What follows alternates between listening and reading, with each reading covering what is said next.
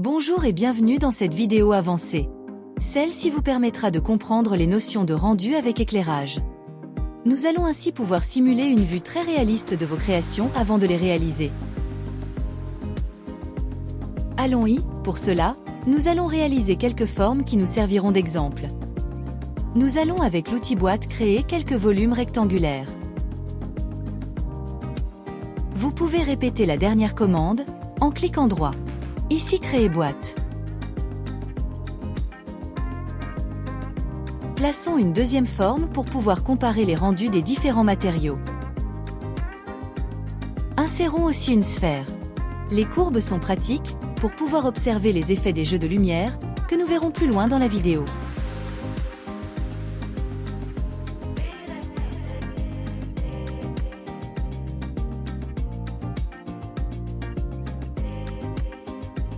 Sélectionnons le premier volume et cliquons sur Apparence.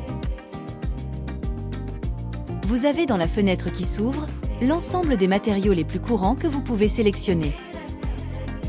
Vous pouvez dans la barre de recherche taper le nom de la matière voulue. Ici je choisis du bois. Je peux glisser la matière voulue dans la fenêtre supérieure afin de la sélectionner plus facilement dans la suite du projet. Je peux maintenant glisser la matière sur le volume désiré. Pour le deuxième volume, je vais lui choisir aussi du noyer, mais cette fois, je vais choisir le noyer 3D. Les versions 3D des bois sont beaucoup plus réalistes, car les nervures du bois sont bien respectées sur les différentes faces des volumes, alors que les autres sont identiques sur toutes les faces. Pour notre sphère, nous allons choisir un matériel brillant afin qu'il réfléchisse bien la lumière.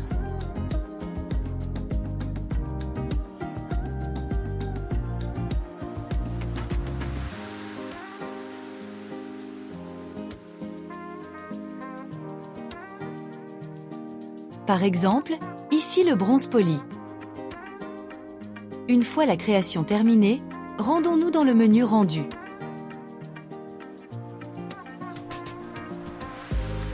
Avant de lancer la génération finale, nous allons paramétrer l'environnement dans lequel le rendu sera effectué. Vous pouvez ici régler la luminosité générale de la scène.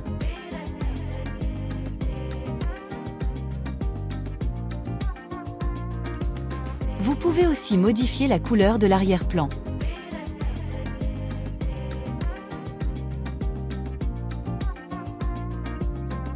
La distance focale et l'exposition peuvent aussi se paramétrer ici.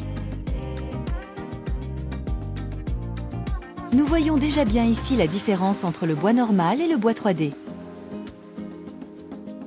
Pour encore plus de réalisme, nous pouvons insérer en arrière-plan un environnement HDR. Ici, nous allons prendre l'environnement place, mais vous pouvez trouver sur certains sites d'autres environnements téléchargeables gratuitement comme ici sur Ski HDR.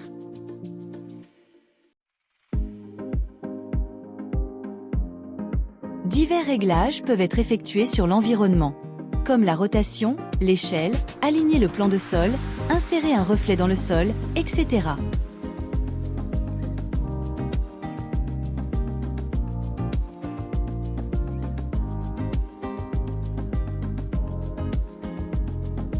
Nous allons ici aligner le sol et jouer un peu sur l'échelle.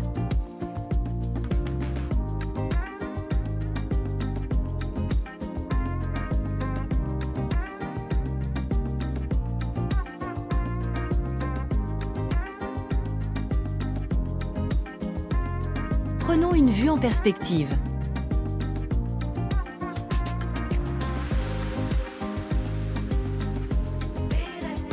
Je réduis un peu la luminosité pour l'étape suivante qui sera d'insérer une lampe au-dessus de nos formes.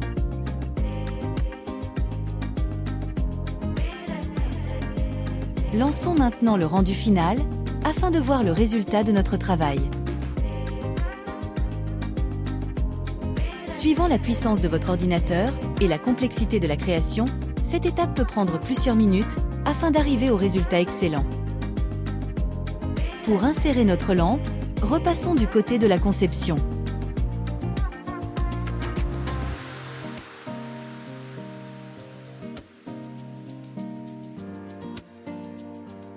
Dessinons un cylindre qui sera notre lampe.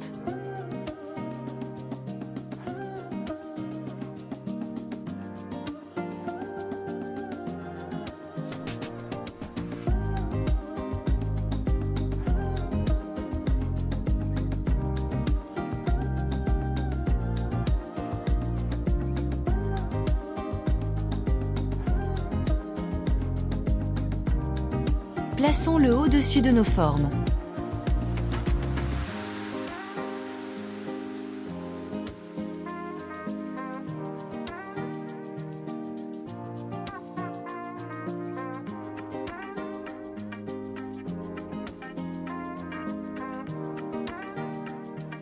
Appliquons une apparence à notre lampe. Nous allons appliquer du bois sur la face extérieure.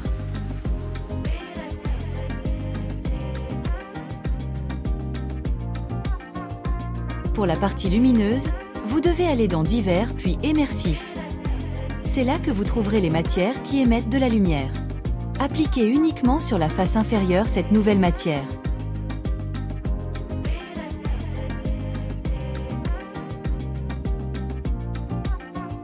Comme sur chaque matière, un double clic permet d'aller modifier des paramètres. Augmentons la luminance, afin que la lumière émise soit suffisamment forte.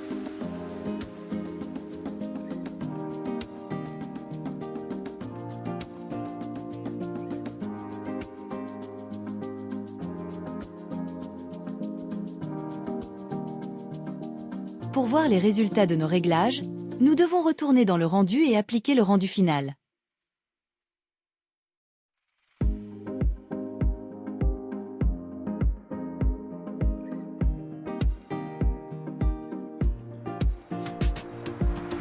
Nous pouvons être satisfaits du résultat. Nous allons maintenant essayer de simuler une ampoule RGB, c'est-à-dire à plusieurs couleurs. Cette technique peut s'appliquer aussi à un ruban LED par exemple. Retournons en mode conception.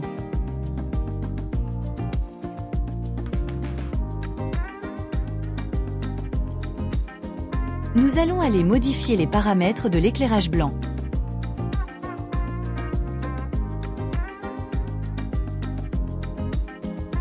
Double-cliquez sur la matière. Et là, dans l'émissivité, au lieu de la couleur blanche, nous allons placer une photo d'un dégradé de couleur, trouvé sur Internet en tapant simplement arc-en-ciel.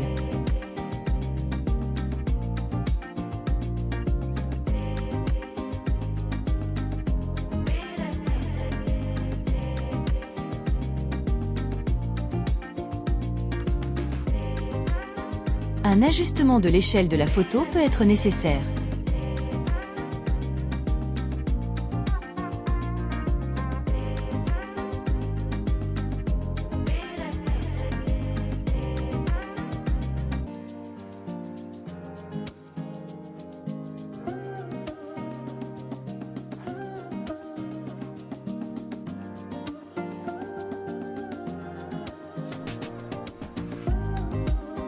Allons voir le résultat de notre passage à la LED colorée.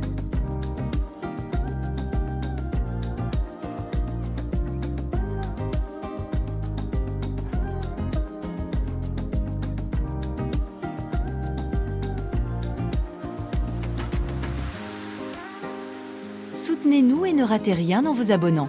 Merci d'avance, et à bientôt pour de nouvelles vidéos sur Fusion 360.